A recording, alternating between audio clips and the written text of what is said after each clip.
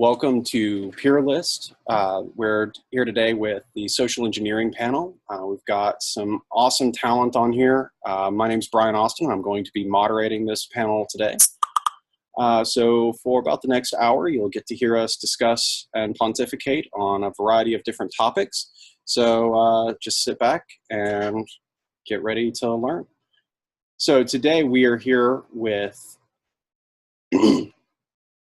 Lori Varner. Lori Varner is a former pen tester and social engineer. She has gone freelance and she's been enhancing her social engineering skills for over 2 years.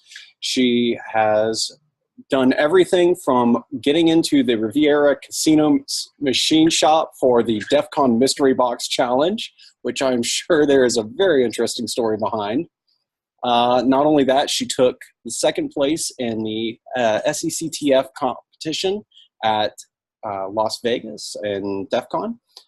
We're also with Louis DePayne. Louis is currently the CTO and CISO at AI Health. His background is he's been involved in computers since the early days of ARPANET prior to the home PC. He grew up with Kevin Mitnick, and they explored the realms of computers and security since the late 1970s. They even became the subject of several books and magazine articles, including a recent National Geographic television series, I'm a Rebel. Kevin went on to become a security consultant, but Louis focused his efforts on payment fraud detection and prevention. He continues on as a Silicon Valley consultant, working with brands such as PayPal, working on their continued billing system. He is now working as a founding stockholder at Kinetics, a Boise-based incubator, and he's contributed various patents to the fraud control space in the design of an anonymous credential system and engineered the Count fraud control system. So welcome, Louis. Thank you. And I apologize, I didn't give Lori a chance to be welcomed as well. Welcome in, Lori.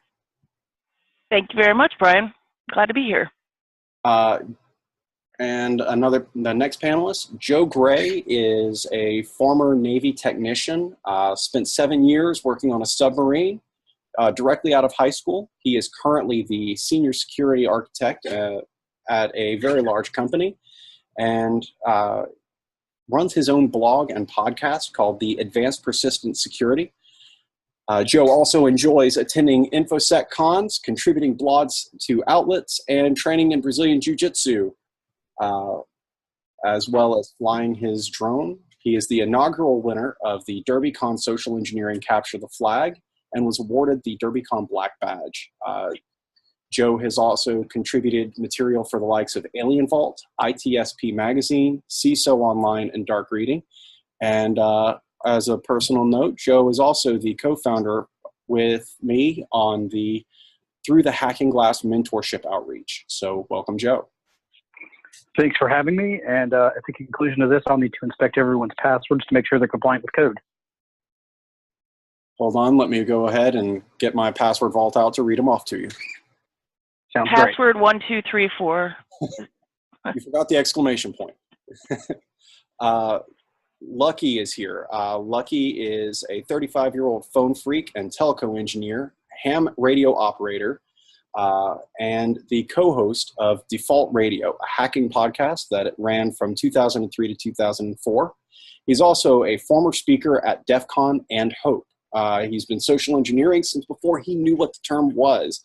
So we have got one of the originals with us. Welcome, Lucky. Thanks for being here. Yeah, thank you. All right, and Summer Lee. Summer also goes by Crazian, is part of the threat attack and simulation team for GuidePoint Security. She started social engineering tactics at a very young age, which led her to have a special interest in physical red team engagements. She is an Army veteran who has been active in the Austin InfoSec community since 2014, including AHA, Longhorn Lockpicking, OWASP Austin chapter, and ATX 2600. She's also a member of the RRISD Cyber Patriots and various CCDC competitions. She spends her late nights on Hack the Box. When she's not talking InfoSec, she can be found playing tabletop and video games. So, welcome in, Summer. Thank you. Also, we've got with us Chad Calise. Chad describes himself as a dad, ludic synthesist, maker, and make-believer, and he's grateful for the many gifts. And apparently there's a quote from your mom, Chad. What was that? She used to say there's always one weirdo on every bus. Yeah. But I can never find him. What happened to this bus? I think it's full of it. Full. Yeah. We're definitely going to have company then. Very good. So welcome, everybody. I appreciate you guys coming out and being part of this. So where I wanted to start with was one of the core functions of being a social engineer is OSINT and knowing your target. So I know I've actually worked with some of you on OSINT projects, so I'd love to hear everybody's ideas on why OSINT is important. Joe, if you wouldn't mind, I know that you're doing some work in the space right now. Would you mind kicking us off? Absolutely, and it's kind of funny you should say that because I just competed in the OSINT CTF at NOLACon this last weekend, and a couple of noobs, they knew of OSINT, they'd never done OSINT, and myself, we ended up getting third place in the CTF. So it's definitely fresh, and like you alluded to, we are in the OSINT phase of the DEF CON Social Engineering Capture the Flag. So to summarize OSINT as it relates to social engineering, I've got a single phrase I'll use, and it is the context for the contact. So that context could be, you have the OSINT of your target went on vacation to Barbados. It could be that company XYZ does food service for your target company. Target company delivers materials to your company. Any of these things, it's the context for the contact. You don't want to show up in a UPS uniform that you need to go off and pick up some packages or something to that effect if they use FedEx or if they use DHL or someone else. You don't want to come in and say you're with the food service contractor when it's an in-house role. In terms of other OSINT things like operating systems and things like that, you don't want to burn a Windows exploit on a Linux box. Granted, you should expect some Windows usage within the environment, but that's not necessarily to say it's all Windows, it's all Linux.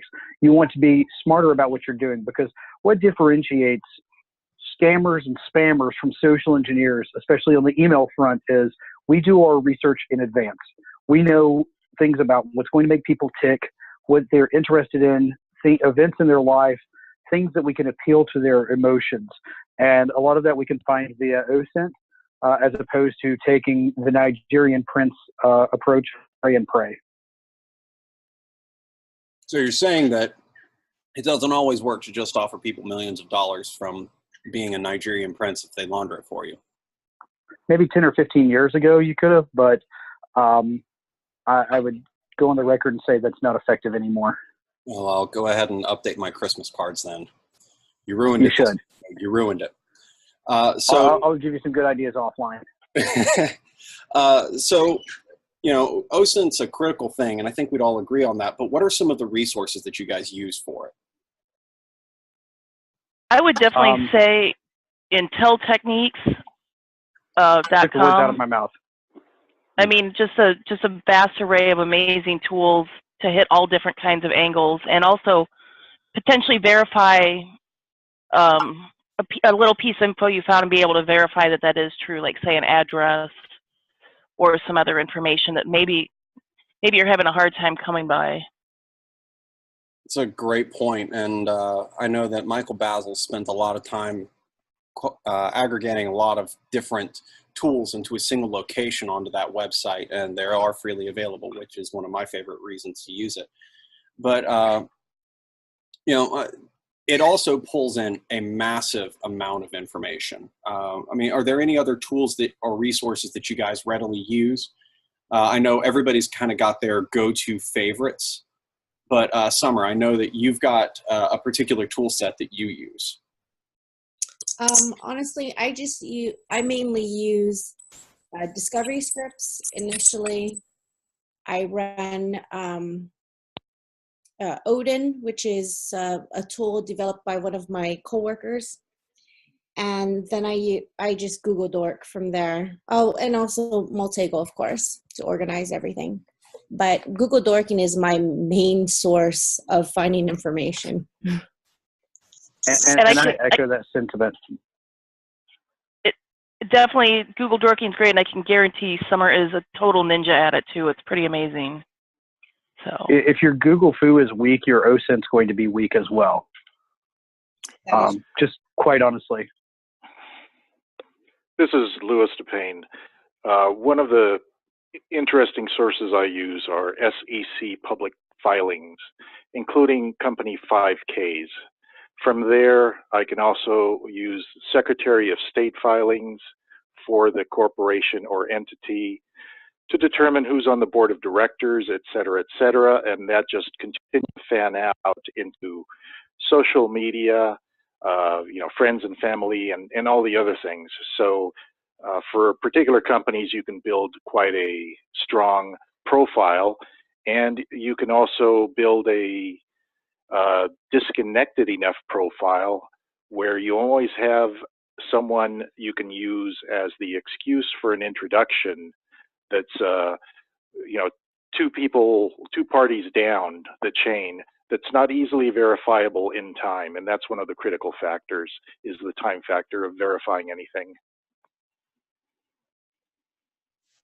You'll have to forgive me, I'm writing this down. Actually, that's a really great idea, and a very useful tool is developing business relationships as an OSINT platform. But it raises a good question. How do you discern valuable information in pulling that OSINT and use that against the chaff that you gain? Because some of these tools bring in so much data. And with SEC filings, how are you always sure that this is the individual you're looking at? Well, I'm not necessarily interested in the financials, unless the scope of what I'm looking for is financially related, such as, who are their suppliers, who are their key vendors, things like that. But if that's not an item of interest, then there's a lot of information that I can ignore. For example, there was one U.S.-based company. A client wanted to find out where they were sourcing this turned out to be resolder stations. Client wanted to find out where they were sourcing their resolder stations from. And it turns out that U.S. Customs maintains a lot of that information, and for a fee, you can have access to that information. So I was actually able to find out the country of origin where they were obtaining their materials from, and which dock, it happened to be Long Beach, which dock that was going into. And so this basically allowed this company to go back to the same manufacturer that they happened to also have been using and negotiate a better rate based on knowledge that their competitor was undercutting them. That's a phenomenal usage of the data. It does raise the question, going into that, how does the information that you guys develop out of your OSINT inform your pretext development? And I guess just to make sure that everybody's on the same page, should we go ahead and do a brief definition of what pretext is? I think for the listeners, that'd probably be a good. Okay. For the sake of this discussion, let's consider pretext as whatever theme you are using to get in contact with your target. So be it, like Joe was alluding to earlier, using a Nigerian 419 scam, the pretext is that you are a Nigerian prince trying to launder money and getting someone's help with it. In this case, how would the OSINT, the information that you are gaining from all of these deep digs and these tools that you are pulling together, how would that inform the pretext that you are using? I mean, what kind of themes or emotions are you going to be looking for? Lucky, have you got anything on that one? Yeah, I could definitely give a couple examples, real life examples actually. So for instance, when I was in high school, there was a changeover in our school systems, in our like grading systems for the school district. And they printed about this in the school newsletter that they were going to be changing from one system to the other for Y2K compliance. And, you know, it named what system they were using, what software that they were going to be using, and everything like that. So I wanted to see if I'd be able to gain access to the school district because I had already war dialed their prefix and came across a couple modems. So I called my school. I asked for the vice principal, and I told her that I was with the IT for the school district, and that as she's aware, we're upgrading our software for Y2K. You know, I dropped the name of the software that was in the newsletter, and I said, hey, are you currently logged in? She says, yes. I go, okay, because we're in the process of migrating the database over to the new software. So don't log out yet, please. And she goes, okay. I go, I need your username and your password so I can put it into the new database. And she hands it over to me. And then I say, okay, I need you to log out and log back in. Just make sure that it's working. And she, you know, she logs out and logs back in. I said, she goes, yeah, it's working. I'm like, okay, great. And just let everyone in the office know I'm going to be calling them and asking them as well. Brutal. So, yeah. Let's make sure that the That's- statute, this is all hypothetical unless the statute of limitations has expired on this particular instance. Oh, yeah. So the statute of limitations has expired. That was back in 2000 or 1999. So, I mean, and then, you know, there was so that's one way of using useful information that you have gathered as part of your pretext of getting the target. Another one was AT&T, for one of their Hope conferences, sent out a memo letting all the operators know, hey, there's this hacker conference in New York. People are going to be calling in trying to get information. Do not release any information unless you can verify that it's an AT&T employee through their HR ID number, et cetera, et cetera. So, you know, these memos contain, you know, information that wouldn't generally be known to the public. Like who's going to know what an HR ID is? So I took that information, called an AT&T operator. I told her, hey, this is, you know, so-and-so from AT&T Security. I'm sure you got our memo that there's a hacker conference going on in New York. She said, oh, yes. I said, listen, it appears that these hackers have rerouted our call centers. So I'm not sure that you're an AT&T operator. Before I discuss anything further with you, I need your name and your HR ID number. And she hands it out, and I said, why did you just do that? Did you not read the memo? It's amazing what you can get people. Classic. Too classic. But it does beg the question of, you know, in a lot of cases, you know, you're establishing trust with someone. And a lot of times trust is built around emotional connections. So, Chad, do you have any specific emotions that you target when you're doing a social engineering pretext development, or any methodology that you use to develop a pretext that's going to maximize your ability to influence your target? Well, as far as I define pretexting, it's really just building an elaborate lie. And getting buy-in is, I think, unfortunately, most successful when we're creating a situation that requires some empathy. So a lot of times, the emotional scenario might be, you know, I need help. I'm in a bind. It has to have some urgency to it. You know, maybe you're stranded in a situation and some key individual is not available. So you can kind of circumvent protocol using someone's, you know, just unfortunately their goodwill. So that's, you know, my teams are most successful in those kinds of situations where there's enough, you know, we use operative framework quite a bit. It's written in Python. It's a pretty useful tool, fingerprinting tool to gather a lot of current information about things, anything from SQL file attributes to video, LinkedIn, a lot of social media feeds and things like that, to be able to build a profile of a case where we're engaged to work with someone to figure out where their weak points are. And I would say in almost 10 out of 10 cases, building a compelling narrative that kind of pulls on heartstrings in that sense is most successful. It's an excellent point. I believe that a lot of that's built similar to, I'm trying to remember who it is that wrote the framework. Robin Dreek wrote the 10 quickest ways to develop rapport, correct? Someone feel free to correct me if I'm wrong. But I think that's Well, I thought that was Ross Jeffries. I may be... Go on.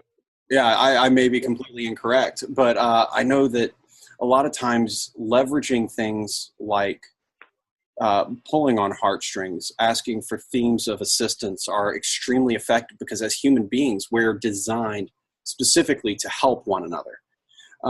And one question that I'd like to ask is, and we'll be discussing this a little bit later, but where do we draw the line as social engineers ethically between going for education, and there seems to be two major camps, and this is, again, something we'll come to later, but one side says leave them feeling better for having met you, and another is be realistic at all costs. So it'll be interesting to kind of explore the differences on this panel as to who's on which side of this camp and why, because I don't really think that there's a right answer to that. But in developing all of these, ultimately the goal is a payout of some type. So some of you all have served as doing physical intrusions. So what skills do you think are the most critical for a physical intrusion?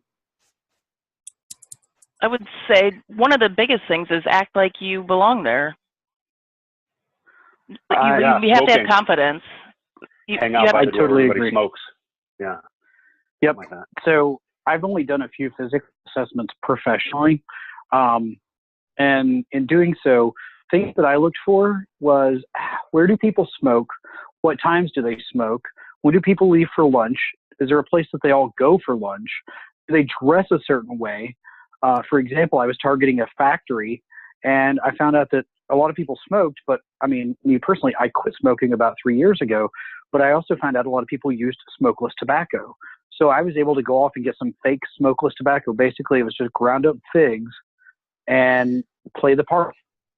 I was able to have that nasty look in my mouth and be able to spit the nasty looking juice. But with it being a factory, the other thing to take into account, walking up in a t-shirt and jeans may get you part of the way, but if you're wearing flip-flops, you're probably wrong, because you have to understand, does your target environment have a certain dress code? Do they have to have personal protective equipment? Do they wear hard hats, safety glasses, breathing protection, steel toes?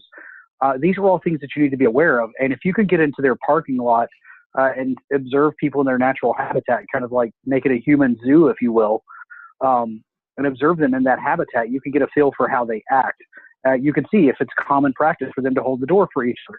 If that's the case, then you can show up a couple of days later with a toolbox, or, coffee and donuts, whatever, and you can get in that way. But you really need to be off the land, look like you fit in, and act like you fit in. I always use the red light analogy. If you put your foot on the brake when you're running a red light, you're more apt to get pulled over than if you just gun right through it. So having the confidence, understanding how people are in the environment, that really, I think that goes the longest way. And then if you're challenged, great. Determine what the outcome is if you're challenged. For some physical security pen tests, if you get a single challenge, you're done. For other tests, if you get a challenge, you're able to try to bypass the challenge. And, just like in Mr. Robot, oh, sorry, I work for Dave Kennedy, something to that effect. It's an excellent point. And I know that in full disclosure, Summer and I actually work for the same company on different sides of the house. And I know that Summer has done some absolutely phenomenal red team engagements where she has been challenged. Summer, would you care to share some of that? Sure. I've done different scenarios in our red team assessments. For some of my assessments, we're given, we get scoped down where we're not able to do as much OSINT as we would like to. And it's basically a scenario, or scenarios that I call brute forcing, where we go in, we don't have much information except what we gather right there on site before we enter the premises. And to make it a little easier for me as far as pulling on heartstrings is I use a prosthetic belly, and I walk into, I either use a pretext stating that I'm there to meet a point of contact who I know is not on site, and see if I can actually get into a meeting room to plug in, or see how far I can get in. While I'm, a lot of times they will let me in, I'll be waiting in the lobby. I'll go to the bathroom so many times that they start trusting me and they get tired of walking me back and forth. And then from there I can wander around. One time I broke into a city hall, and this is where I didn't have any knowledge of the place prior to arriving on site, and they stopped and served me cupcakes, along with letting me go wherever I wanted at that point. I'm going to have to try the prosthetic belly approach.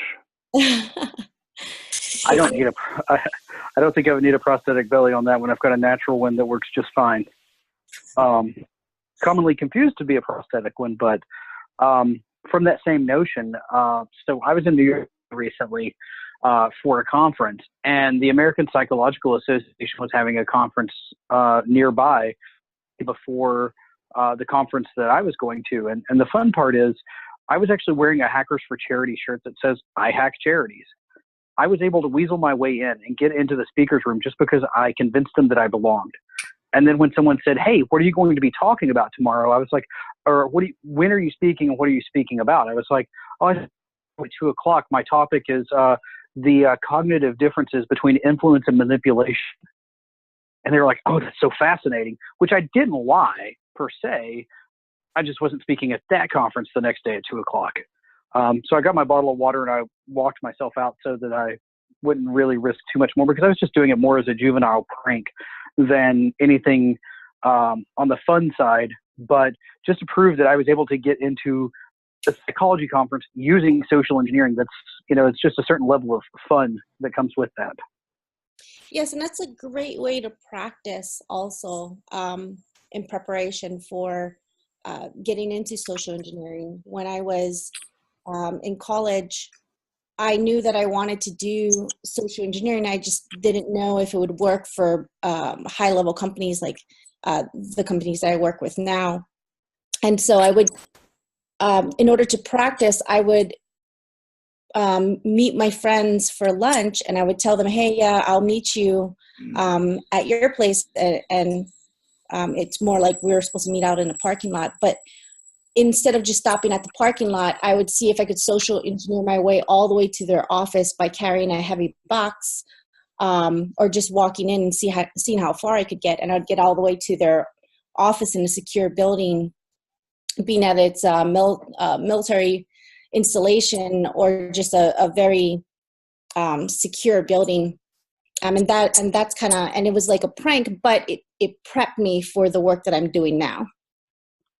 Absolutely. And Michael Basil actually put me through a similar ringer last year during Black Hat and DEF CON. He agreed to give an autographed copy of his book to give away during my talk during the Recon Village. And he's like, "Yeah, I'm going to be doing training at Black Hat. It's on the 3rd floor. Just stop on by on Tuesday and you can get it." I was like, "Okay, cool. Can you put in a word for with security for me?" He's like, "Nope, you're a social engineer. Figure it out." So I'm hanging out at B-Sides Las Vegas, and I hear that the registration machine at Black Hat is broken. So if you saw me going from the Tuscany to Mandalay Bay, I probably looked like Roadrunner. I think I actually did say meep to a few people as I passed them. But I get there, I verify the registration desk. It's down. I'm like, hey, I need to register, or I need to get my badge. They're like, sorry, it's down. Come back a little bit later. So I just go off about my way. I go, I'm challenged. I'm like, well, the registration desk told me to go up to the 3rd floor and they could take care of it. And they're like, no, you got to go to the 2nd floor. Okay, cool. So as I was going up the escalator, there were only 3 people at the top, 3 goons, if you will, to handle that. And they're like, okay. I look off to the side. There's about 10 to 15 people who don't speak English going up the escalator at the same time as me. So I just hang back, and the 3 goons, if you will, they immediately go to try to help this group of non-English speakers. So I shoot off to the right so the people on the floor could see where I went. But I immediately cut behind some plants behind these 3 monitors and go up to the 3rd floor, find Michael Basil's room, and I just stand out there and wait. The door's open for a break, and I walk in. I'm like, hey, I would like to speak with Michael Basil. They're like, is he expecting you? Yes. So, and then I walk up and he's like, I take it you're Joe. I was like, yes. He's like, well, here's the book. Good job. So, I mean, Black Hat's a great target as well, which it's a heightened security situation. And given what happened after Black Hat last year, I'm not sure if that's going to be quite the same this year, but trying to get into conferences, that's a good one as well. Trying to find a rooftop pool, that's always a good one as well, too. Hey, Summer, you know, when you mentioned something really important, this is Chad, you mentioned using a box. And I can't express how useful this is in training scenarios to give people, and I've done this.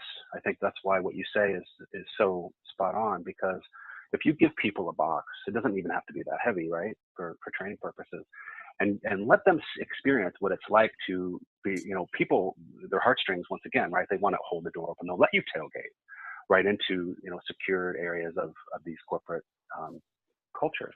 And it really is sometimes just as simple as a prop like that. I think that's an important point that you made.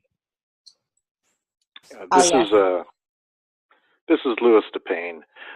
In our college years, Kevin Mitnick and I, Kevin worked for, part-time was working for a private investigative firm, Teltec Investigations, and they needed to get information regarding a telemarketing group. And we found that the easiest way to get information regarding this telemarketing group that was very well aware, you know, that of the fact that they were doing some rather shady things. So they were not the type of place you could walk up to and pretend to be something, because they were well aware of that their activities were going to draw attention from the law. So the easiest way to deal with that was simply having another college buddy of ours apply for a job with them, and sure enough, he got the job, and he was working their telemarketing desk, at which point we had total access to anything we wanted, plus he was getting paid for it.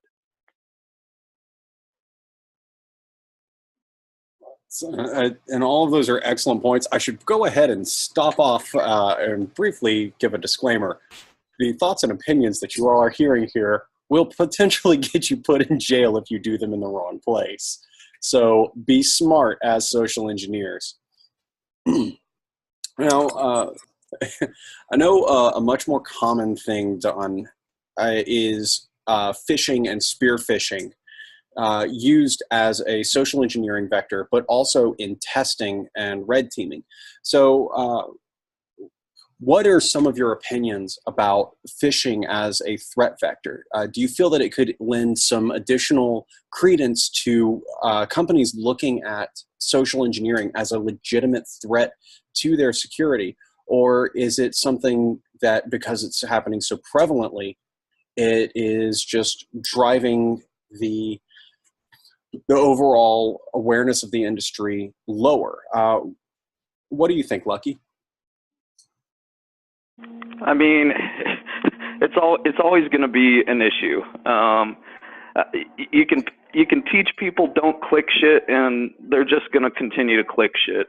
Is what my experience has been. You know, and especially if you have something that seems legitimate. Like right now, every company on earth is sending out GDPR emails. So if you wanted to spearfish, you say you have a group of customers that you obtain somewhere, and you know that they're customers for this company, you can just send out a GDPR email. Hey, we need you to agree to our new privacy policy. If you don't, your services will be discontinued. Please click here. Like, it's going to look legitimate. They just got a ton of GDPR emails from every other company on the planet. Yeah, phishing, you can't really stop them from clicking, because you can even, on a really good email, you're going to trick even security professionals. I think it's just training the users on how to react after they clicked and report it. And also the team that is responding to the report. It's basically, you can't say, I'm going to be totally secure. We're not going to get, no one's ever going to click on an email. You just have to focus more on what are we going to do when someone clicks on an email. You hit the nail on the head off of one of my main talking points in both my offensive and defensive social engineering and OSINT talks. And that is, security professionals, we're just like everybody else. We're going to fall for it at some point. But I think it's naive to say, as a vendor or anyone else, I can completely stop phishing.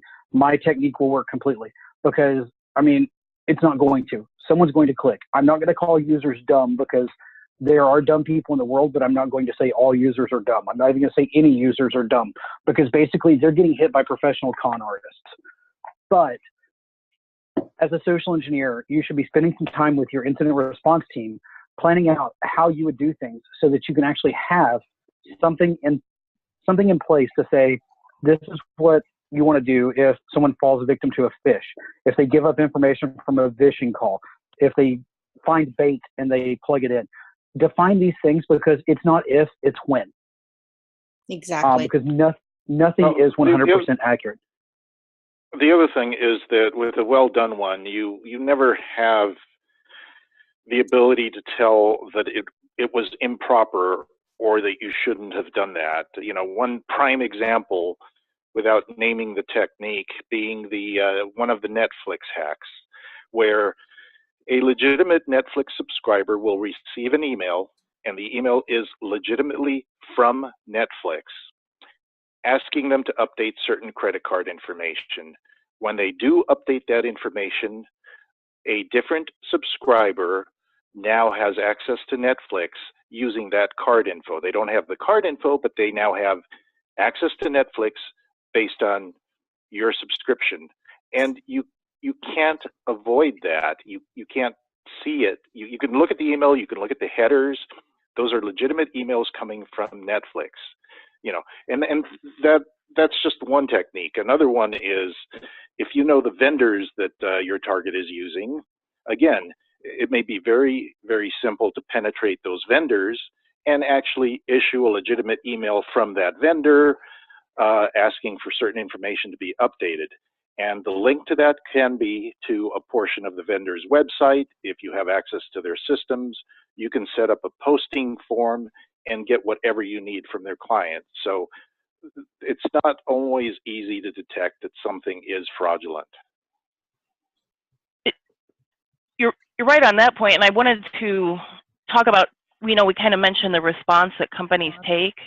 And I think one of the things I've seen some places take a hardline stance of, you clicked or you gave away information via a phishing attack, and they fire that person. And I really think the goal should be toward education, because that person has now had first line experience. They've went through it, and they're less likely to repeat that mistake again. And I think, companies need to be more, okay, if you're continuing to click on these links or continuing to give out information, then yes, disciplinary action needs to happen. But I think that the education totally right. reaction is the better way to go. Yep, you are totally correct there. And, you know, the sad part is that whoever's enforcing that policy is probably going to end up clicking on a link that they shouldn't have either and providing information they shouldn't have. It's unavoidable. And the best thing to do is to have an employee that's been reinforced through the process, through trial and error. And it's really a shame that that's not the case. I think incentive programs are the most successful. I mean, rewarding folks that come forward and say, here's this, you know, that report a phishing email or bring that. You don't necessarily, you know, have to give them a coffee card or something. Sometimes just some praise, you know, some, you know, CC a bunch of people in the department saying, hey, this is great. This is a great example. You know, good work is enough. But punitive type punishment for that is I think is working against all the things we're trying to achieve. Absolutely. And from that same vein, when I discuss the whole integrating with IR, I always use the scenario of what happens when someone clicks a phish that came as part of an exploit kit to deploy ransomware, right? We're not seeing that as much right now as we were, but there was a time that when Locky was at its prime, that's how it was getting propagated. So would you rather a user come and report to you, hey, I kind of feel stupid, I clicked this phish and it did this, and I unplugged the network cable as you told me to. I know I'm dumb. I'm going to have to do some training, whatever. Or would you rather them worry about getting punished, keep their mouth shut, and then now you're having to shell out some Bitcoin to decrypt everything? The devil you know is oftentimes better than the devil you don't know. I believe, Summer, you've had some experience with getting the education side of this going. Yes. Well, I completely agree with everything everyone just said. One point that I make to the clients that I work with is to engage them in a rewards program, because I had one instance where I was able to get in and take advantage of a user, and during the debrief, they were like, oh, well, yeah, we just fired that guy. And my reply then was like, you just fired one of your best trained employees. Now you don't know who you're going to deal with. The person who takes their place has never been through this, never been trained. You don't know if that new person is now going to click. It's a great point. And all of these are excellent perspectives. I really like the usage of positive reinforcement, of using a benefit rather than a punishment as a way to reinforce good behavior. But another common challenge in today's businesses are, and we're going to continue with our ishing themes, but vishing, using the phone to elicit social engineering responses. You know, there are a whole unique set of challenges when you do vishing, especially at scale. And I know that Summer, Joe, and Lori have all experienced some very unique ones. But considering his background as a phone freak, I'm kind of curious as to what Lucky has to say about vishing, the challenges and the challenges related to OSINT and pretext development, as well as its effectiveness. I'm sorry, I I got called away for a second, so I totally just missed your last question. Oh, it's just fine. I was, with your background as a phone freak, I'm very interested to hear what you have to say about vishing or phone social engineering, the challenges, how it relates to OSINT and pretext development, as well as its effectiveness in your experience.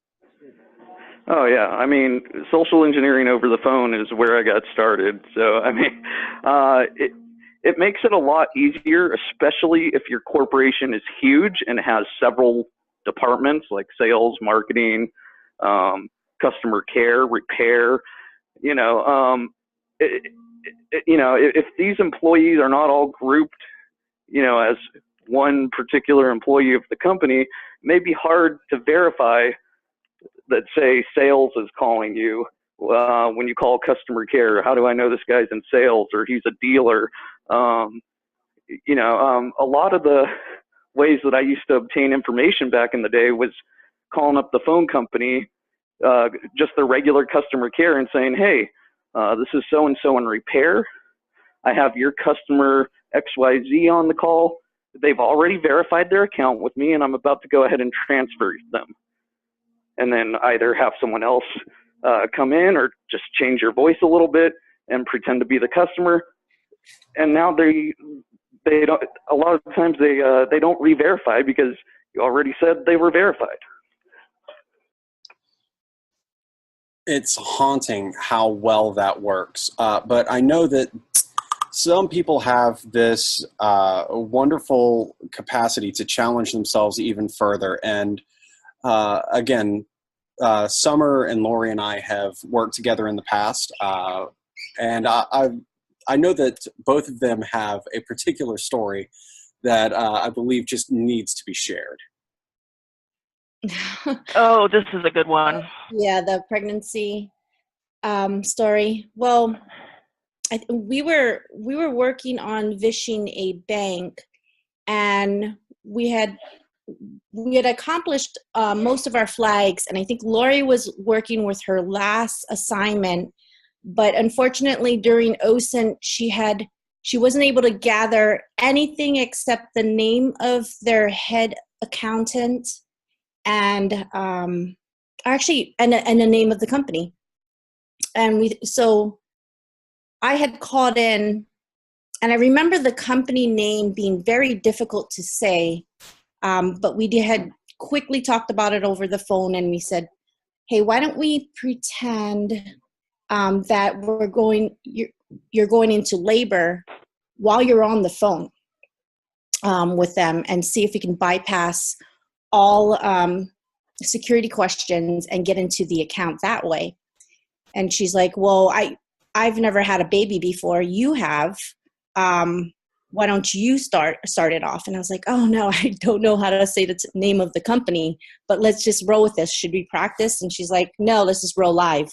So I call them, and I start explaining, I'm trying to pay off my vendors.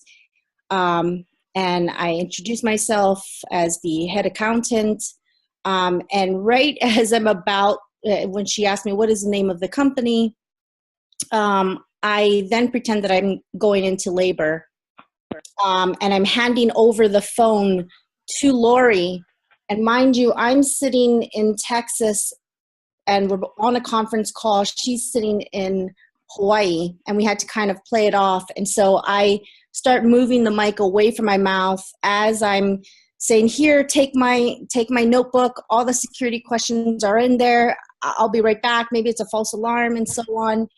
And I hand the phone over to her. Meanwhile, in the background, has the mic very far away, and she's doing like labor breathing and has like hospital sounds playing. So it sounds like we're in this hospital room, and she's going into labor while I'm taking quote over her phone in the background.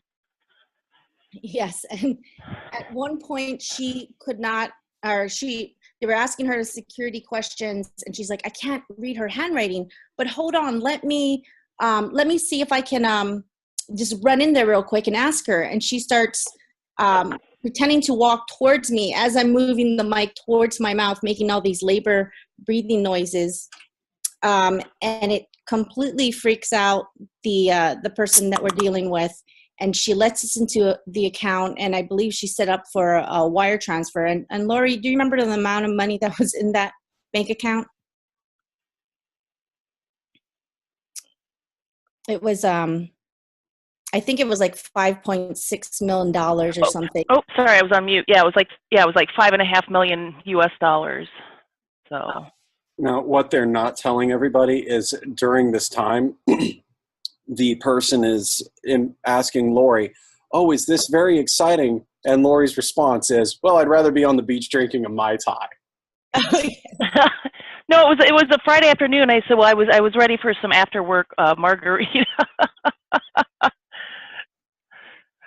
And I talked to the lady about her weekend coming up, and even though I'd got the information, I didn't just want to hang up. So I kind of tried to gently close the conversation by talking to the woman about her upcoming weekend and what she had planned.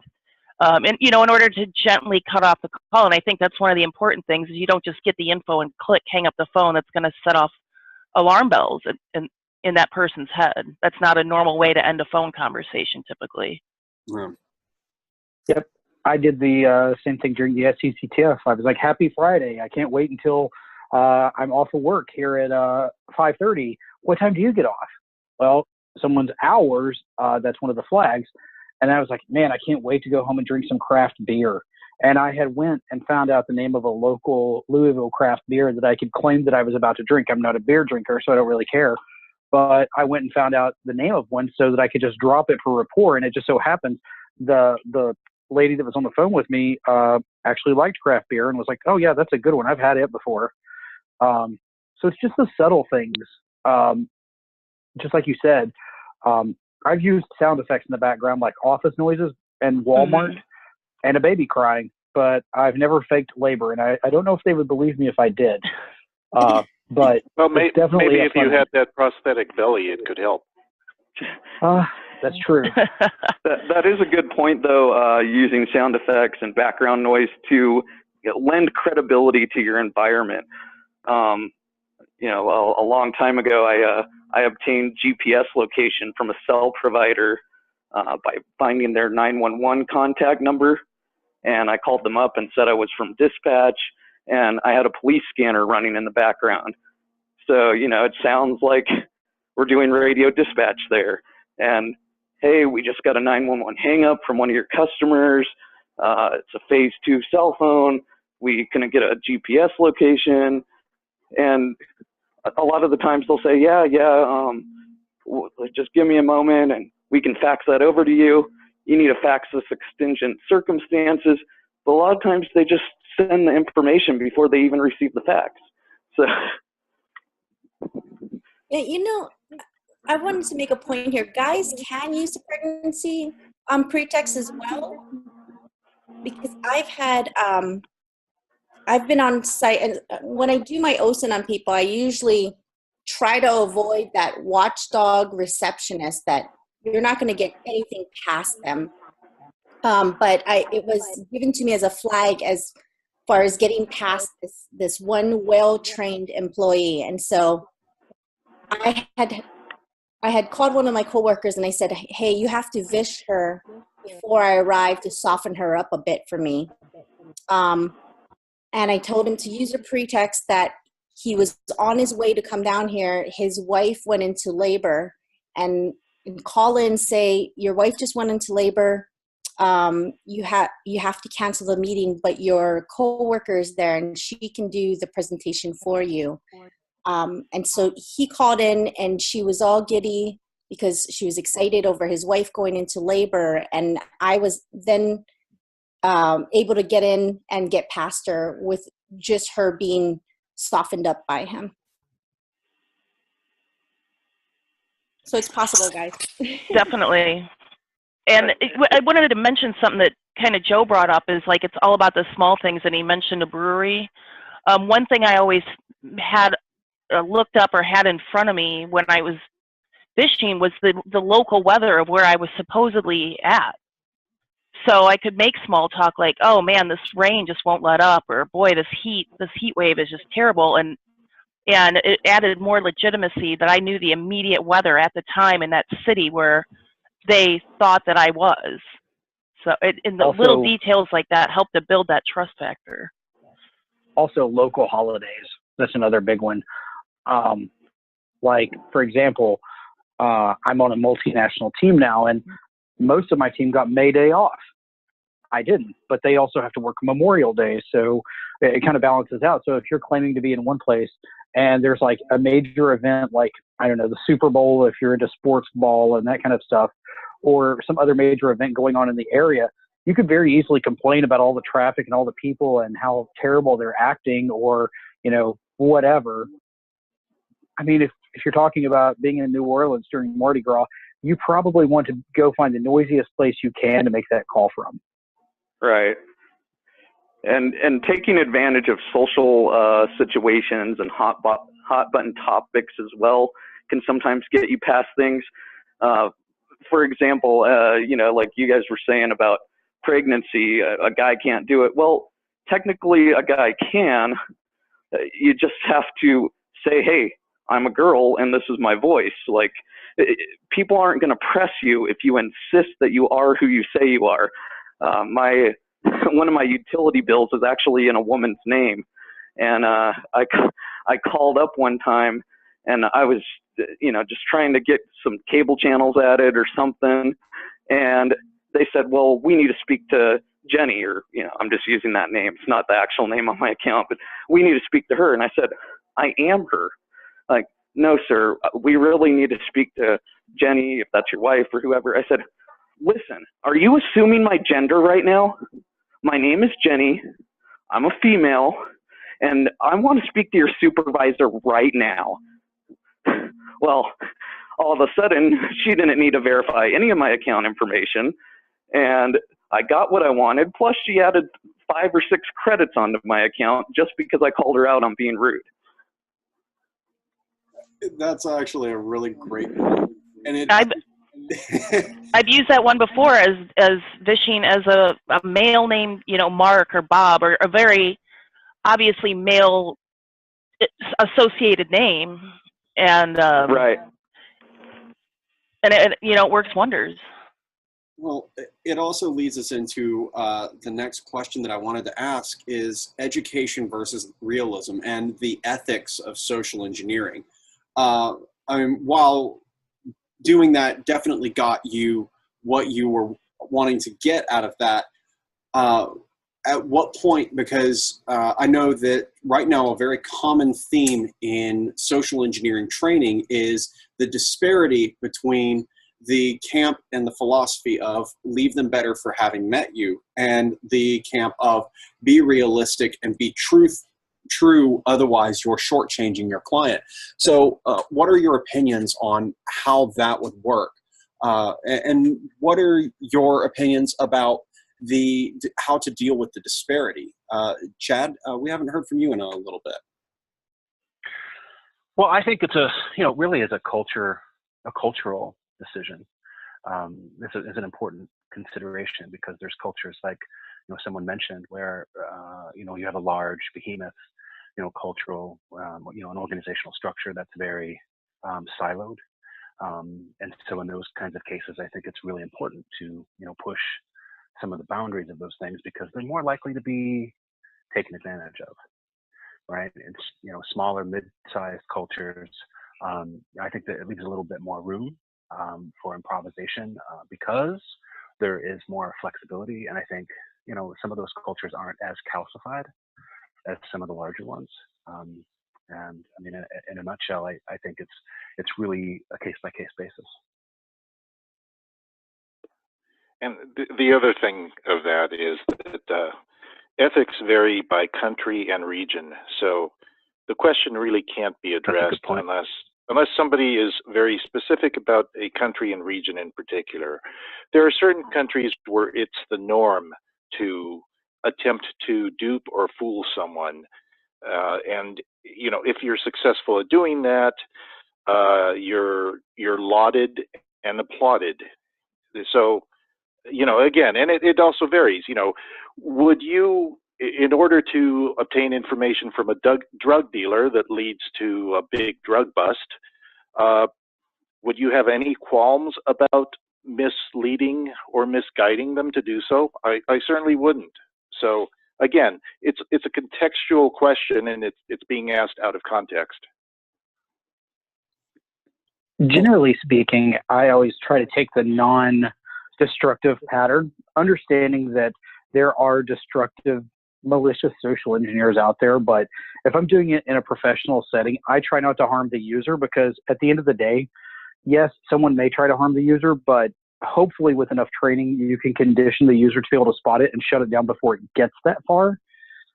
Just because I would not want to be responsible for taking a user too far, the user taking it seriously, getting fired, and then taking their own life. That's the thing that scares me the most. And I'll share a story with you. I was doing a vishing campaign against a client. I'm calling around and I'm asking some off the wall questions. Some of them are things like, what kind of antivirus do you use? What's your operating system? Anyone who's competed in the social engineering capture the flag knows the questions I'm talking about. But then I was also asking, what was your mom's name before she was married? How long have you lived in this area? Can you give me an example of a previous or current password that you use? And understand that what was your mom's name before she was married, and can you provide an example of a previous or current password that you use? Those are both loaded questions. I phrase the password question in a specific way to try to get people to give me their current password, because the last thing they hear is current password. Mother's maiden name, I mean, if I said, what's your mother's maiden name, people aren't going to answer her name before she was married. Yes, they will. But anyway, I'm on the call with this target. I'm going through the motions, and I ask her the password question. And my pretext is that I'm conducting a survey for the management of this organization. I was using authority, operating under the authority of so-and-so, so that I could get people to actually answer things. So I asked the password question, and she says, Bubbles14. I was like, oh, is your nickname Bubbles? She's like, no. I was like, well, I'm taking a psychology class at the community college. I listed a specific community college in the area. And I was like, we're doing some research right now about how people pick passwords. What makes them pick the passwords they pick? Do you mind sharing with me where that comes from? Just trying to get a password recipe out of it so I could find out if I need to go with spring 2017 exclamation point if I'm going to try to break in. And she tells me a little bit about Bubbles and how that's just something random that she picked.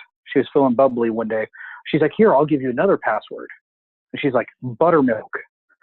And before she goes any further, I'm like, that's a very interesting password, because buttermilk has a meaning for me. When I was a kid, my grandfather ate buttermilk and cornbread all the time. He would crumple cornbread in his buttermilk and he would eat it with a spoon. And I remember doing that as a kid with him all the time. And now I can't even touch buttermilk because I think it's disgusting. But anyway, case in point. Well, I start to hear her sob. And I'm like, oh gosh, what have I done? Have I said something offensive? I'm thinking back to what I said. No. Have I pushed her too far? No. So then she explains that that was her late husband's favorite food. And he did the same thing with the cornbread and the peanut and the buttermilk. So at this point, it's already kind of hitting home for me. And she explains that she just lost him the year before last. And it was before Thanksgiving. She's like, yeah, this is only going to be my second Thanksgiving without him. And it would have been his birthday this Thanksgiving. And I lost a family member very close to me back in June. So it hit me in the feels really hard. And at that point, I felt ethically obligated to stop the engagement. I didn't break character. I didn't out myself, but I just stopped. I stopped trying to get any other pieces of information. And I just sat and I chatted with her. I was hopeful about things. I was as positive as I could be, given the situation where someone was trying to cut onions in my office, but I was holding that off. Someone was cutting onions in her office, and it was a very emotional time frame. So I just sat, stopped the gig, stopped recording, put my feet up on the desk for about 15 minutes and chatted with her to make her feel better about the situation so that I wouldn't leave her in a negative mental state. And then once I was done, I went to the manager in charge of the engagement. I was like, hey, I'm not doing any more phone calls this afternoon. This is what happened. I can't do any more myself today. So I'm just going to go off and do this other thing for the rest of the day today. And he was cool with it. But that's just a scenario about sometimes you hit heart chords. And I probably could have gotten so much more out of her if I decided to go that route, but I just didn't feel right doing it. I've been there before myself. I think most of us have, and at the end of the day, you do have to go home and not feel like a scumbag. I mean, yeah, the real hackers out there will exploit that, but is that really helping a user in the end? In the end, it's really the education and the follow-up that's really going to impact them, not making them feel worse when they found out they were really taken advantage of, potentially. Well, by the same token, distinction for sure. The fact that I think someone who does feel worse is going to learn the bigger lesson than someone who sort of feels that it was okay. We learn great lessons from our mistakes, as we know. So again, it's a matter of context, and it's also a matter of where you're putting it to use. If you're putting it to use against someone that is doing societal harm. Let's say, again, a drug dealer, you want to find out, or a drug dealer, you want to find out who their supplier is. Would you have any qualms about, how you've left him feeling as a result of the psychological maneuvers that you used against him? Well, I think that's kind of out of context, because I think our scope here is more on corporate protection and what we're doing to, protect employees and corporations and data secrets. And I think the drug dealer example is kind of not something that any of us, unless you're in law enforcement, would really run into. So I think the education portion and because I've ran into situations where when an employee I spoofed, when she found out about it, she became very hysterical and sobbing, and left work, was threatening to quit her job, and that doesn't really help that employee. And it doesn't, really help the overall. If that's the feeling that gets out, people are going to start to ignore the training or the campaign. I think, and sometimes, we don't mean to do harm, but when it does happen, it doesn't leave anybody with a good taste in their mouth at the end of the engagement.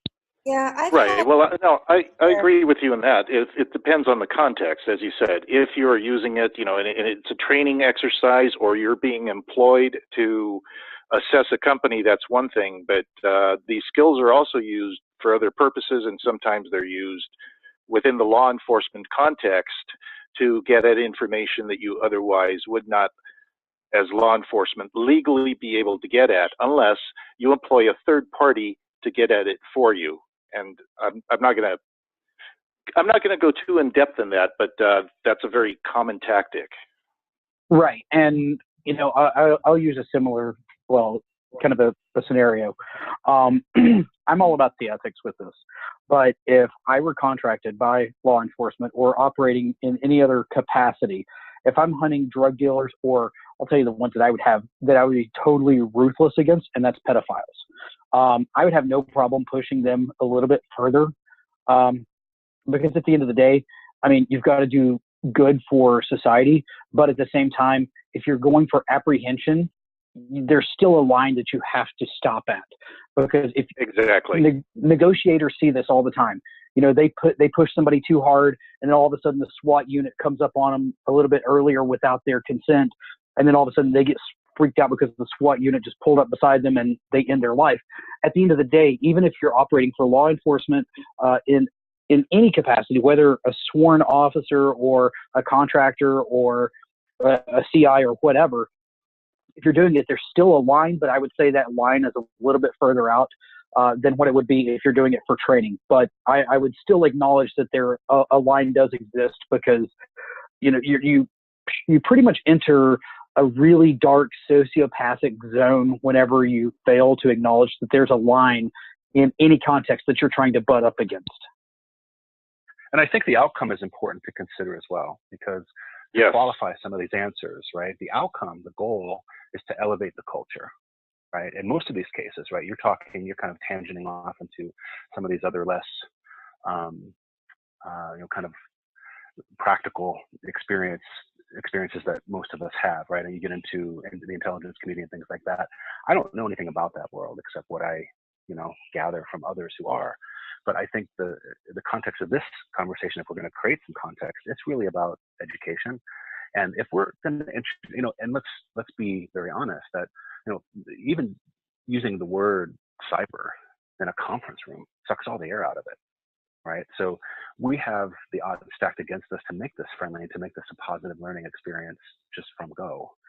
So I think that's at the front of my mind in any engagement, that I have to make sure that I'm introducing this experience to people in the sunshine. Because if I don't, the odds that I'm going to fail at that are that much greater. And so that line, as it's been described by several of you very well, is really important to feel that, in a very real way, because the outcome is at risk if we kind of lose sight of the audience and who we're trying to serve. I think that I've been in situations where uh, we went, we were able to take advantage of a user. That user then found out that they were being tested, and the whole goal for them changed to, okay, we wanted our employees to get trained to, let's now get our point of contact fired because they tricked us. And so that's kind of why I like the way I test is the most non-destructive way as possible. And I always try to leave them on a good note. So when they do find out that they're tested, they don't have those negative feelings and go after our point of contact for testing them. And also you want your point of contact to have a good experience so that they bring you guys back in to do additional testing. They just don't get punched in the face. And then they're like, well, I checked that box. I don't ever want to do that again until I have to. That's a really good point too. Oh, I think that all of these have been absolutely fantastic. We're winding down to the end of the time that we've been allotted. So just a couple quick closing remarks. Right now, I know that Joe and I are working on Through the Hacking Glass mentorship project. We could definitely use any help that anyone listening or anyone as part of this panel is willing to give as a mentor. But the truth that we all are going to be faced with as we go out is everybody is a social engineer. You as the listener are a social engineer just as much as we on this panel are. A social engineer is simply someone who attempts to leverage psychological concepts to influence another human being. And we do that every single day. So the question is not whether you are or are not. The question is, what will you do with this skill set? Absolutely. And one final thing that we didn't get around to mentioning that I think is very important for further reading and just basic comprehension as well. You can dial any sales or social engineering engagement to Dr. Robert Cialdini's 6 Principles of Persuasion. It's out of his book, Influence, if you want to pick it up. And those principles are authority, reciprocity, commitment and consistency, social proof, likability, and urgency scarcity. If you think of those 6 principles, you can understand how the other person is going to respond and tick. Sometimes you have to use authority. Sometimes it's scarcity. I mean, think back to the 90s when the scheme at the car dealerships was, there was a guy who just stopped by. He was really interested in buying this car. He went to the bank down the road to get financing. But if you can get financed before him, it's yours. Believe it or not, I actually had a car dealership try that on me in 2015 on a Sunday. I laughed so hard at them, but Risky. That's just I'm like, what kind of bank was it? Because today's Sunday. I'm pretty sure there aren't any banks open. So when I called them on it, their tune changed. So I had more power on my side. Then they tried to convince me that I had to buy like the $600 warranty to go with this car. And I was like, why? And they're like, it's a law. I'm like, okay, cool. Can you tell me what law it is? How can I look this up and verify it for myself? They're like, oh, it's not public. I'm like, well, then it's not a law because all laws must be public. And they're like, you don't know what you're talking about. I was like, I have a master's degree. I work in an industry that is heavily governed by laws. Trust me. If it's a law, it's public. And they just kept on going on. And then finally, the finance manager, I'm using air quotes here, came out and started to talk to me and called me bruh. And I was like, you know what? I'm out of here. I'm going to get a Sprite and I'm out of here. So I got a Sprite and I walked out the door. And that's the end of my dealings with that car dealership. But nevertheless, those principles work everywhere. If you understand what the person's going to respond to better, you're dealing with a man going through a midlife crisis, social proof. There it is. How many of the listeners here and participants on the panels have met, salespeople? How many have met a salesperson who at least did not appear to attempt to be likable? I'm not talking about how many salespeople are actually likable. I'm just saying they try to appear likable. Yeah, sales is definitely uses a ton of social engineering, and they can turn it on and off, the charm, the likability, the charm, and they can turn that on like a switch. Yeah, definitely a big skill to be successful in sales. Everybody. Yeah. So that's my parting advice there. So I'm just going to mute now. I completely agree. I cannot recommend Dr. Cialdini's work enough. I'm also personally fond of Dan Ariely and his work in social economics. It's very fascinating. But I know that many of these individuals have done public speaking that are on this panel. If everybody would go around and let everyone know where they can find you on social media real quick, and we'll close her out. Joe? I'm on the Twitters at C_3PJoe. You can find my blog and podcast at ADVPersistSec. Hacking Glass, so at Hacking Glass for Through the Hacking Glass. In terms of finding me, I'm going to be speaking at Circle City Con June 1st through the 3rd, the National Cybersecurity Summit June 5th through the 8th, I believe. Social Engineer Rhode Island on June 15th. I'm taking some time off. You'll find me in Vegas. I don't know if I'm speaking at any of the 3 conferences, but I will be competing in the Social Engineering Capture the Flag on Saturday at 1:10, I believe, if anybody wants to come and see some social engineering live in the action in the SE Village. Then after that, I will be speaking at Hacker Halted in Atlanta on September 13th and 14th. Brian will be as well. If you want free admission to the conference, use coupon code HH18JGCon, as in Hacker Halted 18 Joe Gray Con. That's free admission to the conference. It's a $200 value. After that, I will be attending DerbyCon to pick up my black badge. I may speak, I may not, I don't know. And then Cybersecurity Atlanta in October, and I'm done for the year. All right. Chad, where can people find you? Hey, well, I'm at Whimsical on Twitter, WIMZKL, and that's also the name of my consultancy, which is just whimsical.com. Best place to find me and anything that I've got going on. I'm grateful for everyone's time, and thanks for having me, Brian. Thank you guys for being a part of it. Lucky, where can people find you, or can they find you?